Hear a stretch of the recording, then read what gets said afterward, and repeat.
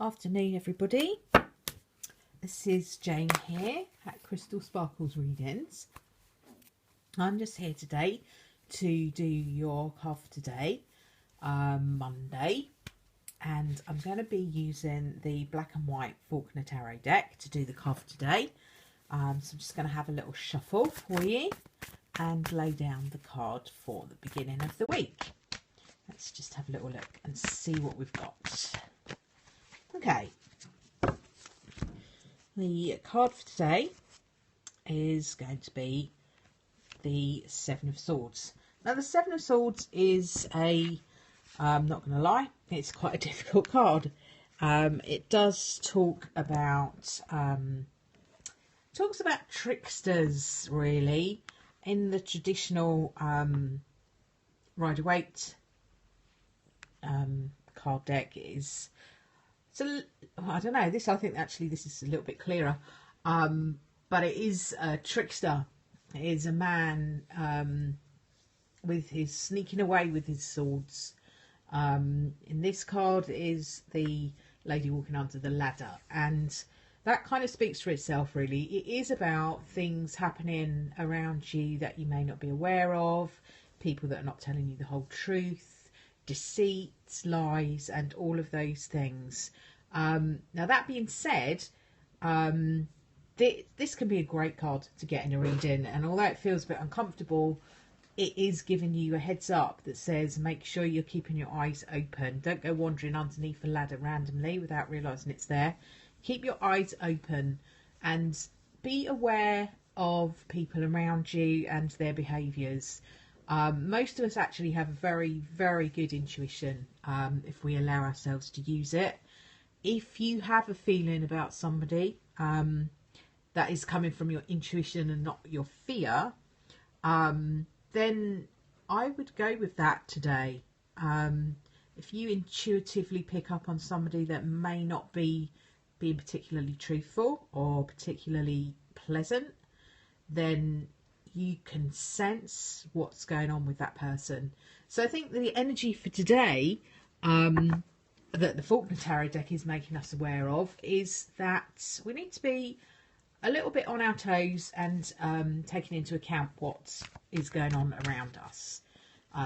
Using our intuition, trusting our intuition. So if we think that someone's telling us a lie, or we feel that someone's telling us a lie, chances are they're telling us a lie. So be brave and follow your intuition if that's not normally what you do. It's very difficult sometimes to separate the intuition from the fear.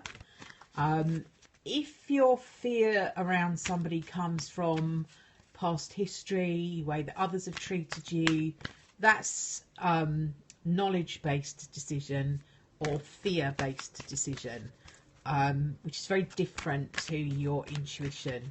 Intuition comes from a place of feeling very secure in yourself and able to know that the past is the past, and it is not, doesn't have to keep repeating itself. So intuition comes from a place of security. Fear comes from a place of insecurity. You know yourself what that is. If you're asking a question about someone cheating on you because you've been cheated on 3 times before, and you're thinking about that other person that's cheated on you, and you're in that other person's energy, that's fear-based. If you're feeling very secure, feeling, why on earth would anybody need to cheat on me? I'm a great person, and I trust myself to have picked somebody that is not like that. And then your intuition is feeling like there's something happening. Then the chances are there's something happening. That is the place that intuition comes from. It comes from a place of peace and security.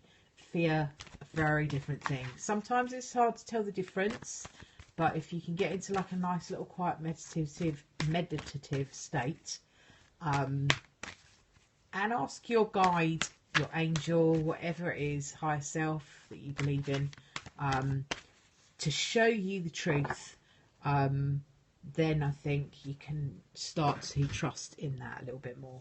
I'm just going to put down an oracle card just to give us a little bit of a bit more insight into the week. Interesting is that we now have indecision. Okay, so now we have the trickster for today and the intuition. Now, sometimes when we've got the trickster around us, that can bring us to this place. Do I trust them? Do I not? Do I? Do I not? That's when being in the peaceful meditative, that's a really hard word to say, can get you into a better place to be able to make this decision. It is about choosing the path that's right for you as well.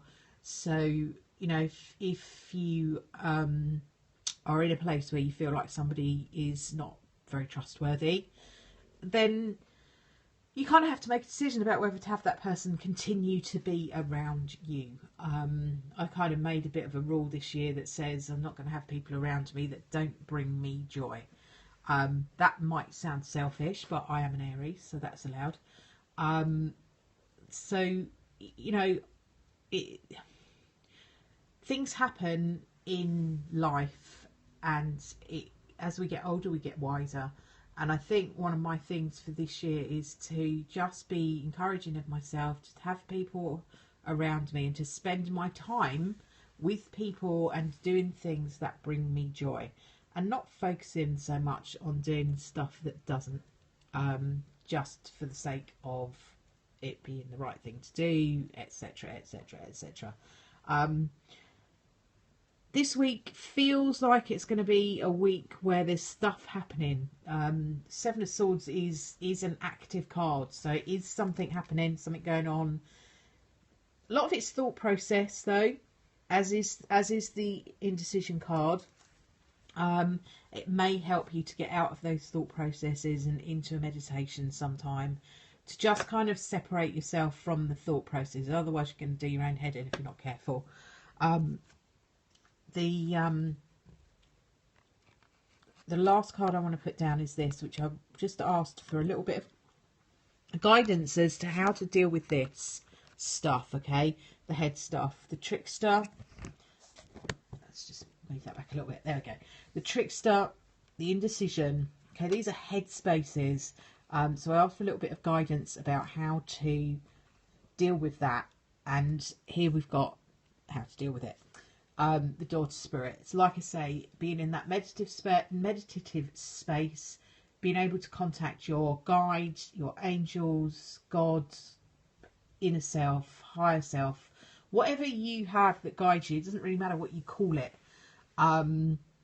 but it's important that you're in touch with it. Okay, this is the universe. This is the thing around us that's energy that is bigger than all of us, that can help us to deal with this, which is in our head and in our ego and in our mind. This is not in our mind, this is in our spirit, which is part of a much, much bigger picture, and therefore less bogged down with this. If you can get in touch with your spirit guide and your higher self, the energy of that will help you overcome these two things. These are important things that are going on. But also really important this week, if I feel, to be in touch with your spirit side, your spiritual side. Don't forget, we are spiritual beings here, having a physical experience, not the other way around. So if you are finding yourself in a headspace that's a bit difficult this week, get back in touch with your spirit guide, get back in touch with your spiritual side, meditate, work with some crystals, whatever it is that works for you. I would say that that's probably the message of the week for me, very much being guided to say spiritual work is important. And for some reason also dream work, something to do with dreams around this week, I feel is important. So yeah, I'll leave that with you for now. I have put up the weekly tarot scopes. They're on my blogger account, which is Crystal Sparkles Tarot Scopes, blogspot.com. Oh, sorry, that sounds really vague.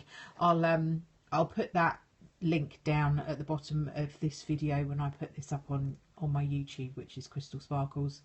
That'll be up on YouTube quite shortly, I hope, if it doesn't take too long to download. I will put that up so you can have a look at the tarot scopes for the rest of the week that relate to your star sign. Give you a bit more of an idea of what might be in store for you. But for now, I'll leave you with the Daughter Spirit, because that's the overwhelming energy that I feel will help you get through the rest of the stuff that's happening today. So I'll leave that with you, and I hope to see you all again tomorrow. Thank you for tuning in, those that did, and thanks for watching the YouTube videos for those that have caught up with me there. Bye for now.